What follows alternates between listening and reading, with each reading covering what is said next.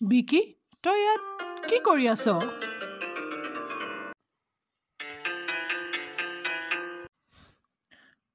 অনুৰাগ, তোক মই কথা এটা কম বুলি ক'বলৈ কেনেকৈ তোক কওঁ মই ভাবিয়ে পোৱা নাই। অনুৰাগ, কি কথানো বিকি? মোক আকৌ কথা ক'বলৈ তোৰ কেতিয়াৰ পৰা অফচোচ লগা হ'ল? আচলতে অনুৰাগ,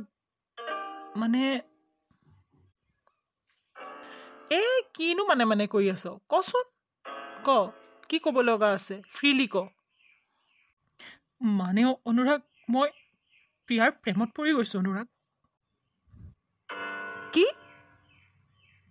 প্ৰিয়াৰ প্ৰেমত? তই এইবোৰ কি কৈছ? তই জাননে তই এইবোৰ কি কৈছ? জানো বিকি, জানো। মই যে মোৰ অকাতৰ বাহিৰত কথা ভাবিছো, সেইটো মই ভালকৈয়ে জানো। যদি জানই, তেনেহ'লে তই এইবোৰ মূৰ্খামি কৰিবলৈ কিয় ওলাইছ? প্ৰিয়াক দেখাৰ পৰাই কি হ'ল মই নিজে গম নাপাওঁ। গতিকে মই নাজানো আৰু মোৰ কি হৈছে, মই কি ভাবিছোঁ, আই ডোণ্ট ন'। মই এইটোৱে জানো, আই জাষ্ট লাভ হাৰ। বহুত ভাল পাওঁ তাইক। বিকি, তই জাননে প্ৰিয়াৰ লাইফষ্টাইলটো কেনেকুৱা? তাই মিনিষ্টাৰৰ ছোৱালী। বিকি, চকুৰ খোল, অলপ কষ্ট পাবি, মিছাতে দুখ পাবি। বুজিছোঁ, ফিলিংছ আহিলে কাকো সুধি নাহে ন, যে আমুকৰ প্ৰতি মোৰ ফিলিংছ আহিব গৈ আছে। ঠিক আছে, মানিলোঁ, আহি গ'ল তোৰ প্ৰিয়াৰ প্ৰতি ফিলিংছ। কিন্তু এই ফিলিংছখিনিৰ কিবা সফল পৰিসমাপ্তি আছে জানো? কচোন বিকি। মিছাতে দুখ পাবি, মিছাতে তোৰ মা দেউতা অপমানিত হ'ব সমাজত, হয়নে?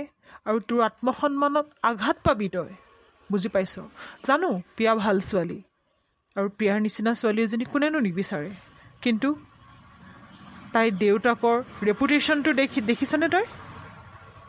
গতিকে মই কৈছোঁ বিকি, তই পস্তাবি পিছত।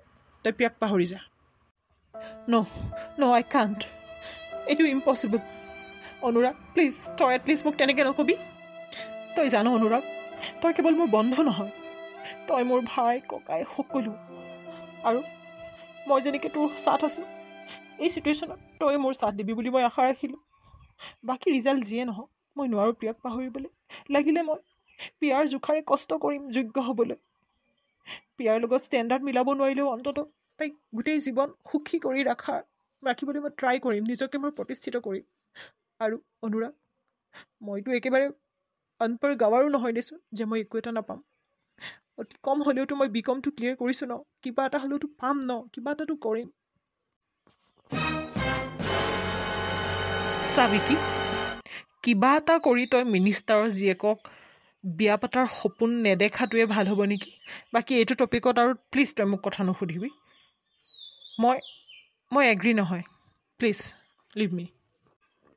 চা ভাই, তই বিপদত পৰিলে মই চাই থাকিব নোৱাৰিম। আৰু যেতিয়া তই বুজিবি, তেতিয়াহ'লে বহুত দেৰি হৈ যাব। তই মুভিবিলাকত দেখিছ নহয় কেনেকুৱা চিটুৱেশ্যন হয়। আৰু তোৰ লগতে তোৰ ঘৰত থকা ভনীজনী, তোৰ মা দেউতা, সকলোৰে বিপদ আহিব, জাননে? কিয় এইবোৰ ডাঙৰ মানুহৰ লগত পাংগা লৈছ? আমি মধ্যবিত্ত ঘৰৰ ল'ৰা, আমি মধ্যবিত্ত ঘৰৰ ছোৱালী এজনী, দুখীয়া ছোৱালী এজনী আনিলেই আমি সুখী থাকিব পাৰিম, বুজিছনে? প্ৰিয়াৰ লাইফষ্টাইলটো দেখিছ? তাই কলেজলৈ আহে মাৰ্চিডিজত। ভাব তেন্তে, আমি সেইবিলাকৰতো 10টা জনমতো কল্পনা কৰিব নোৱাৰোঁ। গতিকে তেনে এজনী ছোৱালী, প্লিজ বিকি, মই তোক হাতযোৰ কৰিছোঁ, বন্ধু হিচাপে নহয়, তোৰ ভাই হিচাপে। তই প্ৰিয়াক পাহৰি যা। কষ্ট হ'ব, কিন্তু পিছত কষ্ট পোৱাতকৈ এতিয়া কষ্ট পোৱাই ভাবোঁ মই তোৰ কাৰণে অকণমান সহজ হ'ব। ঠিক আছে অনুৰাগ, মই চেষ্টা কৰিম তোৰ কথা ৰাখিবলৈ, কিন্তু মই বহুত কষ্ট পাম অনুৰাগ, মই বহুত কষ্ট পাম। চা ভাই, এতিয়া কষ্ট পাবি যদিও তই অলপ কম পাবি, কাৰণ তহঁত এতিয়াও ৰিলেশ্যনশ্বিপত অহা নাই। এতিয়াও ওৱান ছাইডেড হৈ আছে তোৰ লাভ ষ্টৰিটো। কিন্তু কিবা কাৰণত যদি প্ৰিয়ায়ো, কাৰণ চা, টকা পইচা কম থাকিলেও তোৰ সিমানখিনি কোৱালিটি আছে যে তোক কোনোবা এজনী ছোৱালীয়ে য়েছ বুলি ক'ব, হয়নে? বুজিছনে মই কি ক'ব বিচাৰিছোঁ? কিন্তু কিবা কাৰণত তহঁত ৰিলেশ্যনশ্বিপ অহাৰ পিছত যদি প্ৰিয়াক বেলেগলৈ বিয়া দি দিয়ে, দেন তই তাৰপিছত কি কৰিবি? বুজিছোঁ অনুৰাগ, বুজিছোঁ। ঠিক আছে, মন বেয়া লাগিলে তই মোক এনেকৈ সান্তনা দিবি। বহ ঘৰত যাওঁ, আজি ৰাখী বন্ধনো, ভণ্টিয়ে চাগে মোলৈ বাট চাই আছে। ঠিক আছে ব'ল। মোৰতো ভণ্টি নাই, এইবাৰ তোৰ ভণ্টিকে ভণ্টি বনাই লওঁ, ৰাখী পিন্ধাবলৈ ক'ম তাইক। বচোন তাইলৈ কিবা গিফ্ট এটা লওঁ, চকলেট কিবা কিবি। কি হ'ল দাদা, ইমান মন মাৰি আছে যে, কিবা হ'ল নেকি? অনুৰাগ দা, কি হ'ল দাদাৰ? নাই হোৱা ভণ্টি, দাদাৰ একো হোৱা নাই, মানে অকণমান তাৰ গাটো বেয়া, সেয়াই আৰু, মন মাৰি থকা নাই দিয়া। ভণ্টি বেয়া নাপাবি, তই চাগে লঘোণে ভোকে মোলৈ বাট চাই আছ। মোৰ অকণমান গাটো বেয়া আছিলে, সেইকাৰণে অনুৰাগৰ ঘৰতে আছিলোঁ। যা, তই ৰাখী পিন্ধাবলৈ যোজাৰ কৰ। আৰু এইবাৰ তোৰ এটা দাদা নহয়, এইবাৰ মোৰ লগত অনুৰাগ দাদাও আছে। আমাৰ দুইটাকে তই ৰাখী পিন্ধা। আজিৰ পৰা তোৰ এটা দাদা নহয়, দুটা দাদা। আজিৰ পৰা তই ডাবল সুৰক্ষিত। কি অনুৰাগ দা, সঁচাকে তোমাকো ৰাখি পিন্ধাম মই? আনি আছো, এতিয়া আনি আছো, ৰবা এতিয়া আনি আছো। দিয়া, দুইজনে হাত দুটা আগবঢ়াই দিয়া, মই ৰাখি পিন্ধাই দিওঁ।